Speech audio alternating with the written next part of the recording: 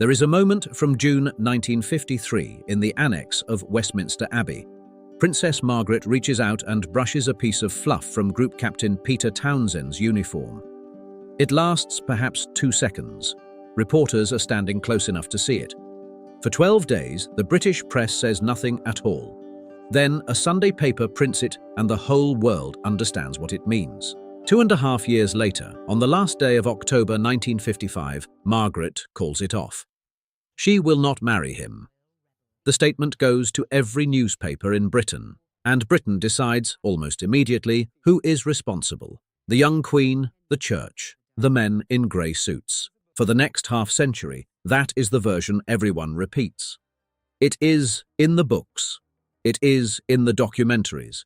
It is what people still say today. Then, on the first day of 2004, a government file comes off a shelf and into a public reading room.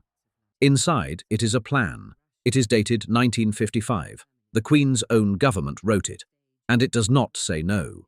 What it says instead changes who ended that engagement. It also means that one line in Margaret's statement, a line everyone read as a younger sister covering for an older one, was the plain truth. She never knew the file came out. She had been dead for almost 2 years. Today, she would have turned 96. This is not a story about a broken romance. It is a story about what an institution does when its own rules collide with one of its own people, and about who ends up carrying the blame while the file stays shut.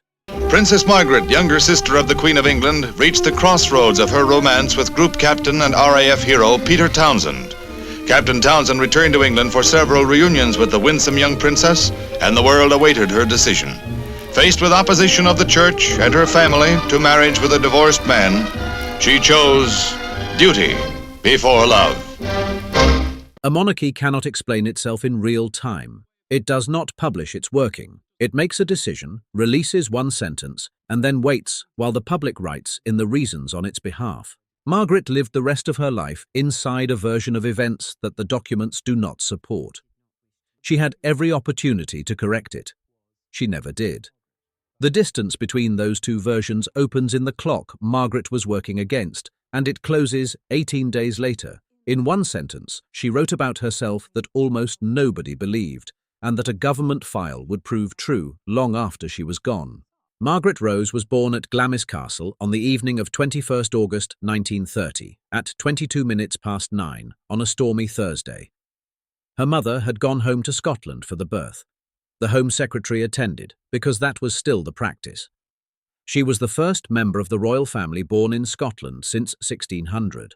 She grew up second. That was the architecture of her whole life. Her sister would be Queen. She would be the other one. Peter Townsend arrived in the household in 1944. He was a fighter pilot, one of the RAF's most capable squadron leaders in the Battle of Britain, and he was appointed equerry to King George VI. He stayed 8 years. When the king died in 1952, he moved into the same role for the new queen. He was also, by 1952, divorced. That single fact is the entire obstacle, not his rank, not the near 16 years between them. The Church of England did not remarry divorced people while a former spouse was living, and the Queen was its supreme governor. Then there was the law. The Royal Marriages Act of 1772 required the sovereign's consent for Margaret to marry at all, but the act had a door in it. Once she turned 25, she could give 12 months' notice to the Privy Council and marry without that consent, provided Parliament raised no objection. So there was a date, and everything in this story bends toward it. Margaret would turn 25 on 21st August 1955. Her own birthday was the deadline, and by the time it arrived, Townsend had been out of the country for 2 years. He was posted to Brussels as air attaché within weeks of that moment in the Abbey. The file that changed the story was opened on 1st of January 2004. What it contains is not a refusal, it is an arrangement. The Queen and her Prime Minister, Anthony Eden, had worked out terms under which Margaret could marry Peter Townsend. She would keep her title. She would keep her civil list income of £6,000 a year, with a further £9,000 on marriage. She could go on living in Britain. She could even continue with public duties if the public would have her. The price was succession. She would give up her place in the line, and her children would never have one. That was the condition. That was all of it. It is worth being exact about what sat on that table. The decision not to marry Group Captain Peter Townsend is reached by Britain's Princess Margaret, here arriving with her mother for a formal family appearance at London's Royal Opera House. In putting duty and religion ahead of her heart, Margaret had the example of her sister, the Queen, who dutifully entertained the President of Portugal while the family crisis neared a climax. Queen Mother Elizabeth approved her daughter's decision. Strongly opposing the marriage was the Archbishop of Canterbury. In October 1955, Margaret stood third in line to the throne. Ahead of her were a 6-year-old boy and a 5-year-old girl, her sister's children, both in good health. What she was being asked to sign away was never really a crown. It was her children's place in the family line, given up before those children existed. Whatever else was tried in those 2 years, distance had been tried first. It had not worked. Townsend came back from Brussels in October 1955. They met at Clarence House on the 13th. Outside, the country had already decided what was happening. Reporters stood in the road. Newspapers ran leader columns. Crowds gathered at the gates and waited for a princess to appear at a window and tell them something. 18 days later, on the 31st of October, the statement went out. I would like it to be known that I have decided not to marry Group Captain Peter Townsend. Now, read the dates together, because the shape changes when you do. She turned 25 in August. The legal door opened. Her government drew up terms rather than a refusal. Townsend was back in London. They were given 18 days. And at the end of those 18 days, the person who said no was Margaret. There is a limit to what any file can tell us. A document records what was offered. It does not record what was said in a room at Clarence House, or what a woman of 25 weighs against a line in the order of succession, or what her sister's face looked like across a table. Nobody outside that family can know what those 18 days were actually like. What the file does establish is the shape of the choice. It was hers. The door was open. She closed it herself. There is one more sentence in that statement. For decades, it was read as good manners. I have reached this decision entirely alone, and in doing so, I have been strengthened by the unfailing support and devotion of Group Captain Townsend. Entirely alone. In 1955, almost nobody believed it. It read as a young woman shielding her sister, taking the weight so the crown would not have to. Account after account treated that line as the polite fiction at the center of the affair. The file removes the best reason not to believe her. Set the two rooms beside each other. In one, on an evening in October 1955, a crowd stands outside Clarence House and blames a 29-year-old queen for keeping her sister from the man she loved.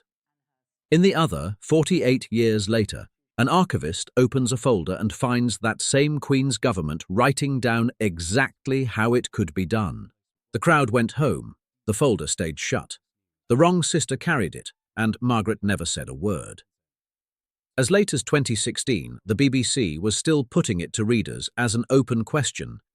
Did the Queen stop Princess Margaret marrying Peter Townsend? Elizabeth was still on the throne when the papers were released. The palace never commented publicly. Whatever passed between two sisters in 1955 stayed exactly where the two of them had left it. What happened afterwards is its own kind of answer. Townsend married in 1959. His wife was Marie-Luce Jamagne, 20 years old, the daughter of a Belgian cigarette manufacturer. The press ran their photographs, and the resemblance to the princess he had left behind was not difficult to see. At a tobacco millionaire's house near Antwerp, Group Captain Peter Townsend, 44, posed with a girl he's going to marry. Marie-Luce Jamagne, the millionaire's daughter, is 20. She accompanied Townsend as a photographer on his 2-year trip round the world. He was headline news in all countries when it was on the cards that he would marry Princess Margaret. Margaret married Anthony Armstrong Jones the following year at Westminster Abbey, and then, in the summer of 1992, she invited Peter Townsend to lunch. He was 77. They had both been asked to a public reunion, and she had turned it down. A public reunion would have brought photographers. So she had him to her own apartment at Kensington Palace instead, with two old friends at the table, Lady Penn and her husband, Sir Eric. Her authorized biographer, Christopher Warwick, recorded what she said about it afterwards. Apart from the grey hair, he was exactly as she remembered him. What the two of them said to each other has never been published. It was the last time they met. Townsend died 3 years later, in 1995. The death in Paris of Group Captain Peter Townsend, the former World War II hero, whose romance with Princess Margaret provoked a constitutional crisis in the 50s. The princess won't be attending the funeral, though the royal family will be sending its condolences. Going forward, the thing worth holding on to about Princess Margaret is not the romance. It is the arithmetic she did in October 1955 and then never explained to anybody. She was offered a way through. She could have kept her title, her income, her country, and the man, and given up a place in a succession she was never going to reach. Her sister already had a son and a daughter. The line was moving away from her by the year. She said no anyway. Then she let her country blame the Queen for it, and she stayed silent about that for the rest of her life. There is no reading of this that is simple. It can be faith, or duty, or pride, or a woman of 25 deciding that a marriage built on renunciation would not survive contact with the years. The file does not say. She never did either. She died in February 2002. The papers were released almost 2 years afterwards. Britain found out what she had actually done, and she was not there for it. What is left is smaller than any of it. A room at Kensington Palace in the summer of 1992. Two people at a lunch table talking to each other while the conversation goes on around them. 36 years since the statement.